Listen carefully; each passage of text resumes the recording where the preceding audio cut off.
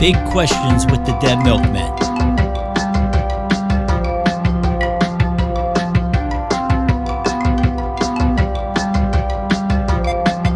Each week, while working on the new album, the Dead Milkmen ask each other a question. Hello, and welcome to Big Questions with the Dead Milkmen. This week's question is there a song that hit the top 40 that made you think, how on earth did this become a hit? Maybe it's a song you like, or maybe it's one you loathe, but that's not the important thing. And more importantly, what makes it odd? What makes it stand out? The song that inspired this question for me is Walk on the Wild Side by Lou Reed, but that's not the song that's going to be my answer. Psych. Oh, yeah, don't take off your clothes and not have sex with me. Come on. Well, okay, I'll when I was 10, Go on. Tell us what you want to do. I don't care, yeah. When I was 10 years old and I first heard Walk on the Wild Side. No, wait. Little Snoopy radio. I did not question why it was a top 40 song, why it was a hit. I just liked it. I enjoyed it. But when I later, a few years ago, watched the Classic Albums documentary on Transformer, which I recommend, by the way, and that's the album the Walk on the Wild Side's from, in case you don't know.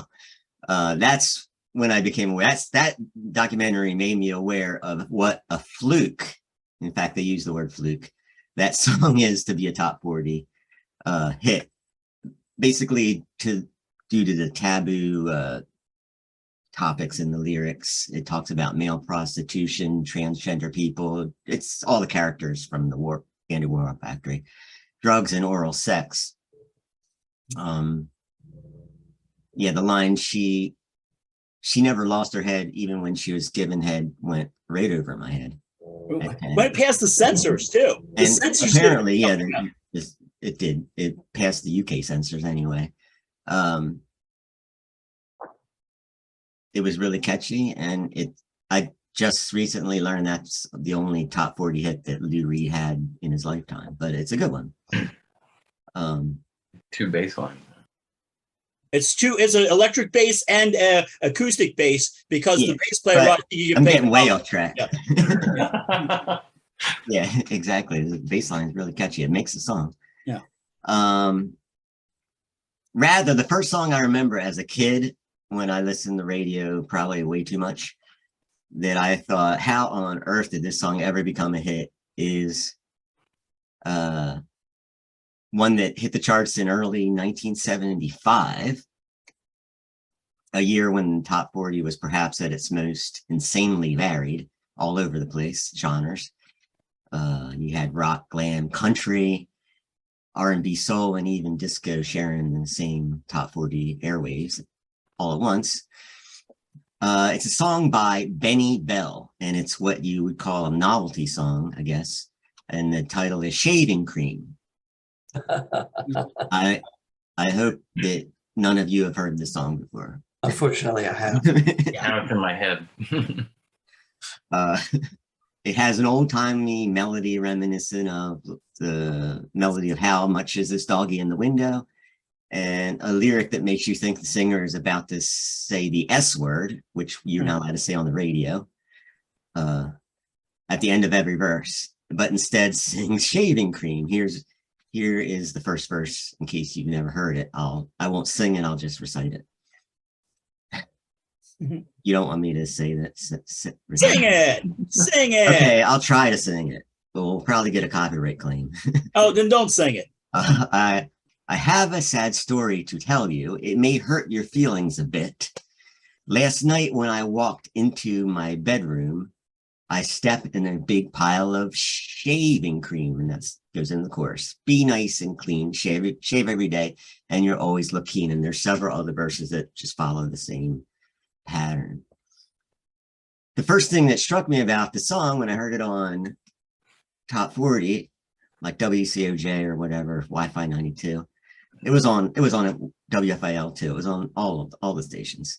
Was I know I heard this song before on Dr. Demento, like maybe the previous winter or something, like a year ago. I heard it, and I did, and I just assumed it was a really old song, but suddenly it was getting played all the time.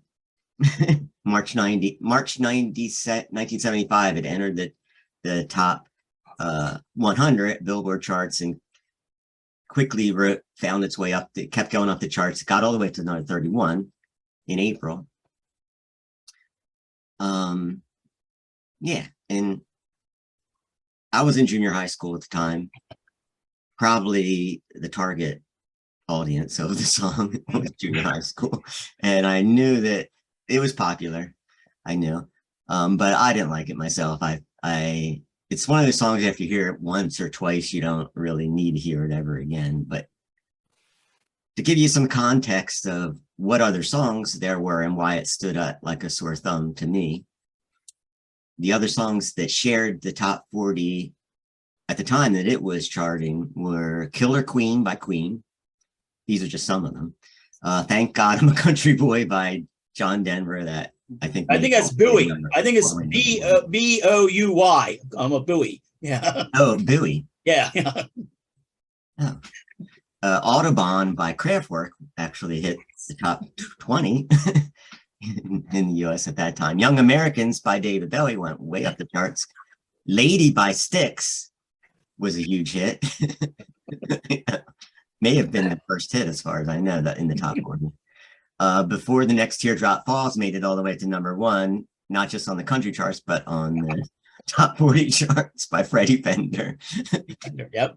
Have You Never Been Mellow? Another questionable song. I have never been mellow.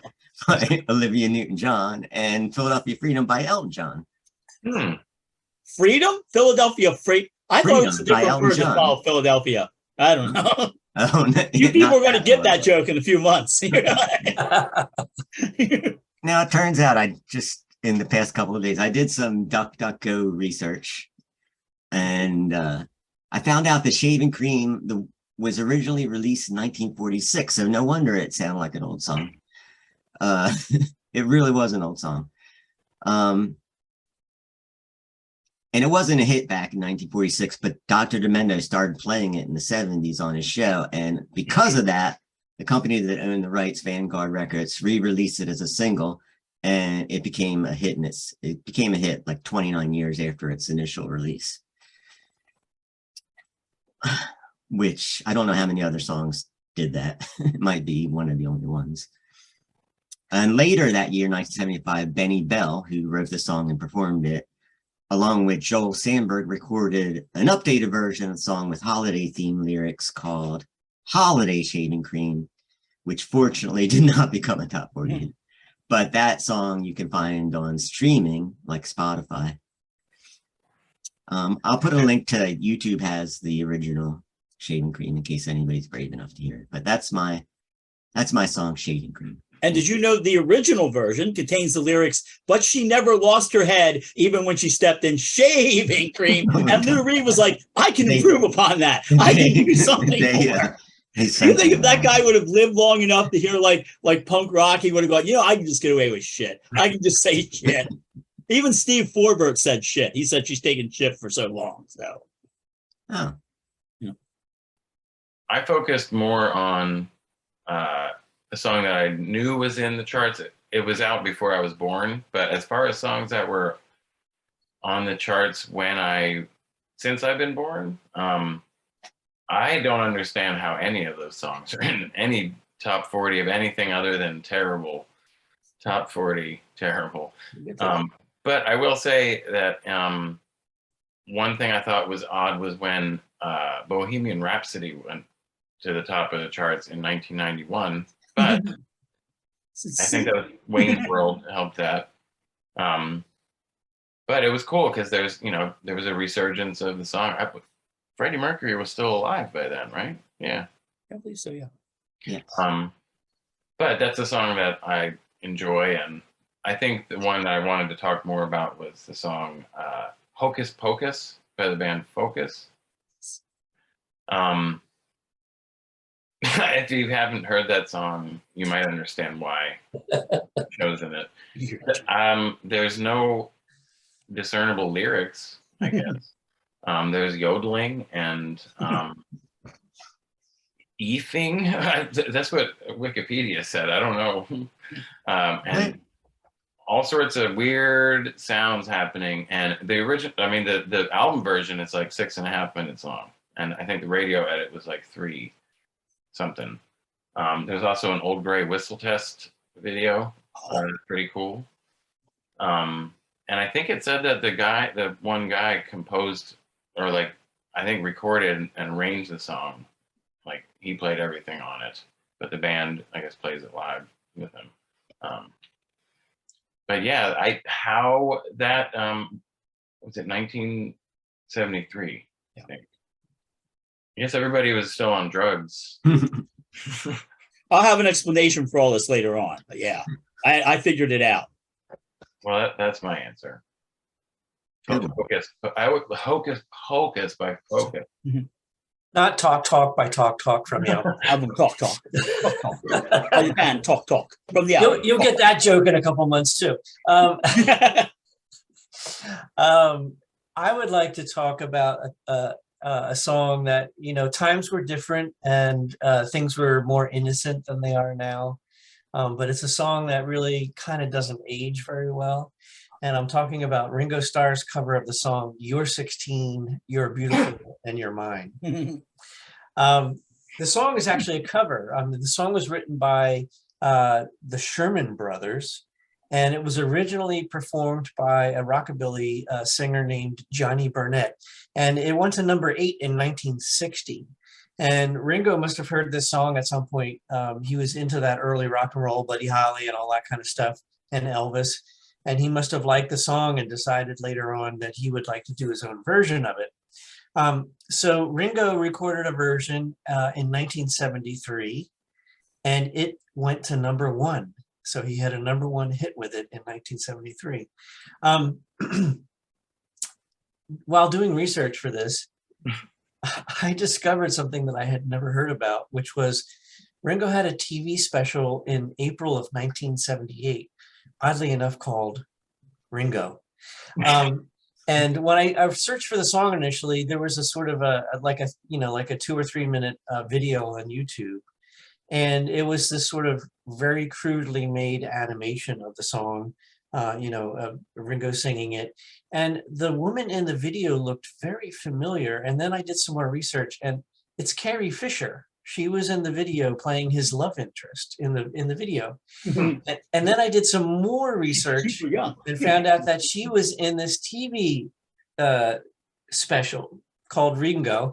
And it was not like a variety show. It was more of like a short film that had a narrative story throughout. And by the way, she was 21 at the time, not 16. Yes, I think she had already been Princess Leia. Yeah, and was on the rise as a star. This TV special centers around kind of a story that Ringo was born with a twin brother who he didn't know about, and they were separated at birth. And the show contains some sort of cameo guest stars throughout. In that TV special was Art Carney playing his really mean father. He's also John Ritter plays his a sort of smarmy manager. Angie Dickinson makes an appearance. Vincent Price plays a hypnotist who's called in to hypnotize Ringo. George Harrison has a sort of a bit at the beginning of the thing where he's conducting a press conference about all this that happened. And also in the movie or the show is somebody named Agner Ratz. I can't imagine who that is. It's Ringo's twin, Agner Ratz. It's on YouTube, and I watched the whole thing the other night. It's like, it was like an hour-long TV special, so it's like without commercials, it's like 45 minutes or whatever. You have to watch, if you can stomach it, you have to watch it at least for the interpretive dance sequence to Yellow Submarine. It's not to be missed. Hey, Dean, what else were Art Carney and Carrie Fisher in? I don't know. The Star Wars Holiday Special. Oh, so this show, I believe, might have been written by the same people who did the Star Wars Holiday Special. God, you would think they'd be in like a jail cell in the Middle East somewhere, screaming for water. It's a sight to behold, and sure enough, it turns out that the little, the video of the song that I saw was taken from this special. It's just one of the segments.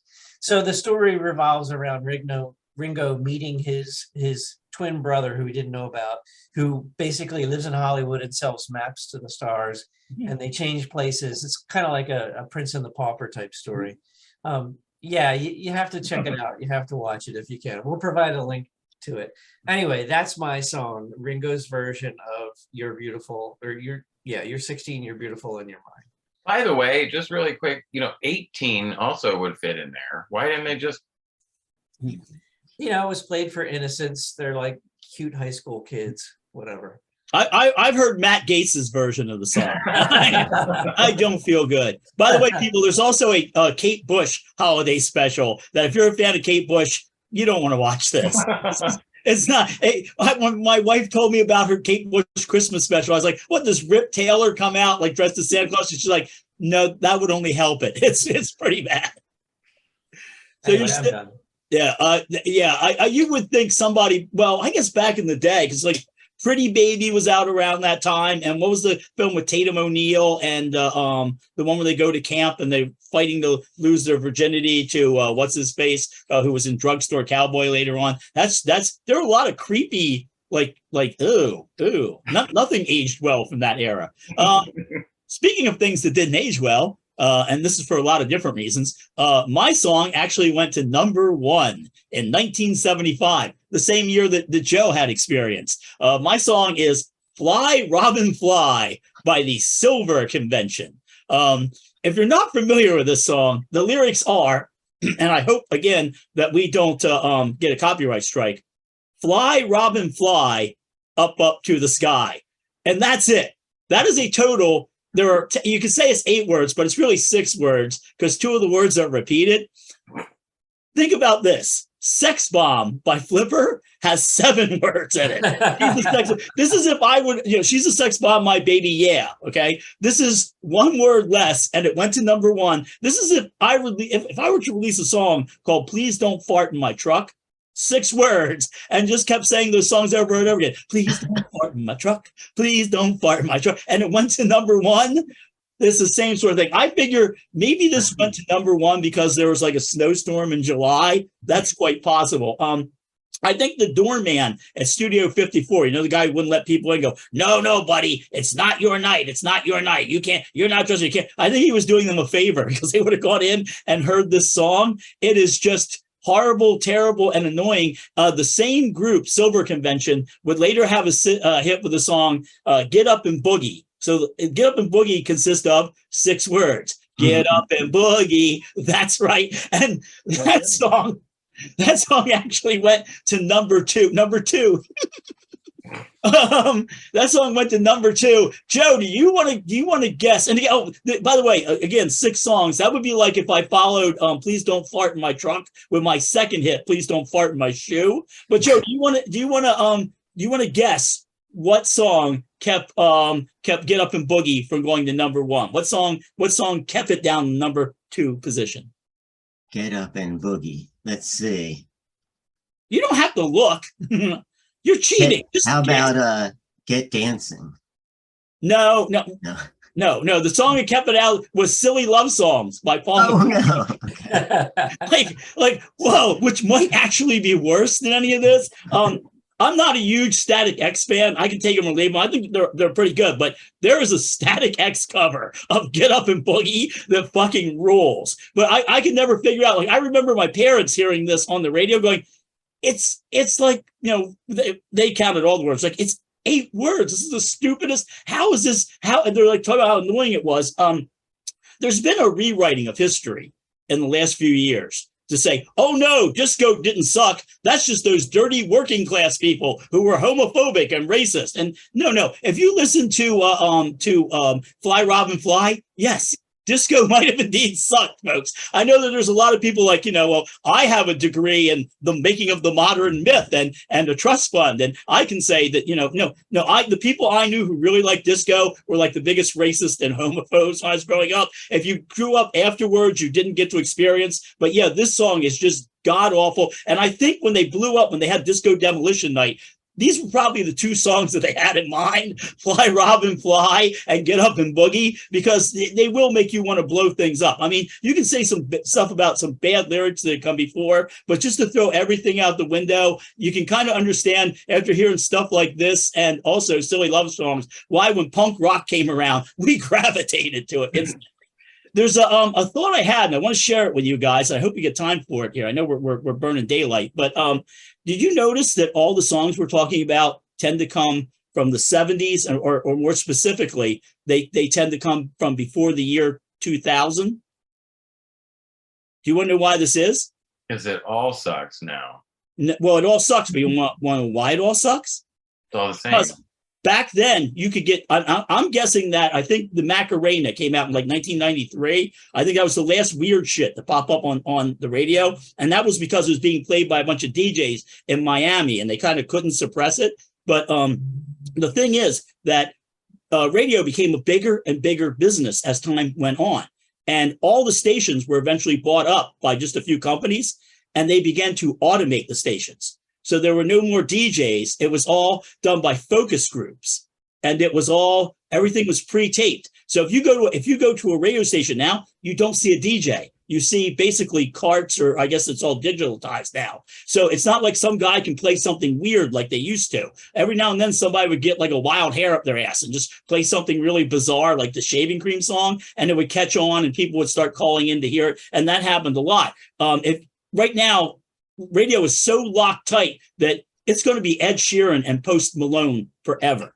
And when they get old enough, then they're going to come up with like young Ed Sheeran and Post Malone, because that's what the focus groups like. And the only alternative to that is indie radio, which is basically top 40 for boomers who want to pretend they're listening to something a little dangerous. So keep that in mind, folks. That's why the radio sucks now and you're not hearing anything sneak through. It is freaking locked down, and they've got robo DJs and they've got a playlist, and it's been test marketed. So if you're going to think you're going to turn on the radio and hear something wacky sneak through, ain't going to happen.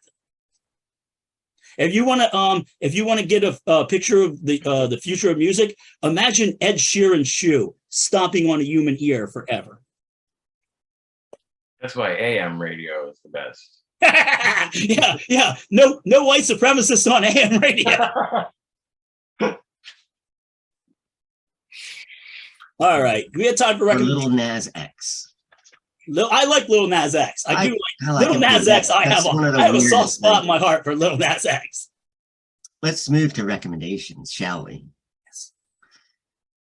My recommendation is the classic album's Transformer episode. That I do recommend it. And you can, as Rodney previously mentioned, you can see it for free on Tubi, if you don't mind a few commercials inserted at random spots. It's comedy gold. They have Nick Ronson going, well, I couldn't understand him, talking about Lou Reed, and Lou Reed goes, well, I couldn't understand him. No one can understand Lou Reed either. It is hilarious. It is comedy gold, folks. It displays David Bowie's genius as well as Lou Reed's. And you do get to see Herbie Flowers. He's the bass player that came up with the trick of double tracking, descending acoustic bass line with the electric ascending bass line. And that's really cool. For me, that makes the song. And he didn't do it for artistic reasons. He did it for more money. He did it for more money, so you could get paid for more money because you get paid extra for doing the overdub. He was like a longtime session player, though. He played with Elvis and a bunch of people back. And he demonstrates it for this documentary, so that's cool. And just like all the other shows in the classic album series, you get to see the engineer break down some key tracks, and that's what I love. So watch it on Tubi. It's free if you have an account. It's free. Cool. I would like to recommend coming to see the Low Budgets at PhilaMOCA in a couple weeks, October 14th. I guess it's happening. I hear people have tickets for it, so yeah, we'll be playing a bunch of songs. And Really? Any interpretive dance in the evening? I'm just keeping there quiet. will be a little bit of that. Yeah. So that's it. All right. I would like to recommend, I'm going to circle back and say, we're going to provide the link to the Ringo TV special.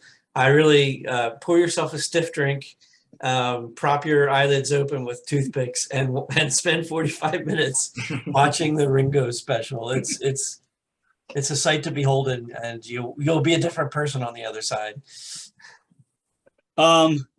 First off, I'm going to recommend, last week, you remember we did the thing about school, and in the comments section, all these people were like, they made us square dance. They made us square dance. And I'm surprised that more people don't know why they made you square dance. If you want to take a second and guess why you were square dancing, did you guess racism and anti-Semitism? Well, I guess they're kind of the same thing. Well, that's actually what it was. Henry Ford hated jazz. And Henry Ford believed that Jews invented jazz and then hired black people to play it. And I'm going to say right now, I not being Jewish, I didn't go to Hebrew school, but now I have this totally different idea of Hebrew school. We're like, so what, you want to play the trumpet on this? It's just so bizarre. So what he did was he funded programs to teach square dancing in schools to keep people away from the Jewish black influence of jazz. Fun fact. Guess who invented square dancing? African Americans. Wow. Way to go, Henry Ford. Way to go. Years ago, they had Schindler's List on TV, and it was with commercial free, but it was sponsored by Ford. And they were like, Ford brings you Schindler's List. And I'm like, yes, you can say that. So I'm going to give you a video. I'll put a link to the video in the description. And the video is basically called The Surprising Origins of the surprisingly racist origins of square dancing in gym class. It's by the folks who from Crack, back when Crack was kind of peaking. But I frighteningly knew about this for years. I've had to carry this knowledge with me for at least 30 years, folks, and now it's your turn. All right, so now for music that you won't see on the radio or hear on TV, now that we all know how radio works nowadays. Cold Waves, the Cold Waves Festival was last week. Shockingly, none of the participants mentioned legendary synth pioneer Heinrich, which really upsets me. But I just randomly picked a band that played at Cold Waves, and I went with the band Choke Chain. Who I think you folks are really going to like, really dark, really aggressive. There's a hint of like death rock in there, really, really good stuff. And I'm going to recommend that you start with the Endless Death EP. It's a good starting place for what am I saying? It's a good starting place for Choke Chain. That's what I'm looking for. When you say Cold Waves and you say Choke Chain, the two get reversed in your head. Also, get yourself, you got to have at least more than one of these. Get yourself a couple of groove boxes. These things fucking rule. I love these things. Like, I've changed how I write, and I don't want to leave the house anymore. I just want to play around with these. All right, that's all I got. I'm going to go back to drinking a Rosemary Baby pumpkin ale. Ooh. Yeah. Thanks. Guy's eyes are normal. Satan is his father, Rosemary. He rose up from hell and begat a son of mortal woman. Out of all the women in the world, he chose you. He chose you to have his only living son. I can't get acting gigs, too. It's sad. I see. All right, everybody's leaving. Yeah. Yeah, they're out of here.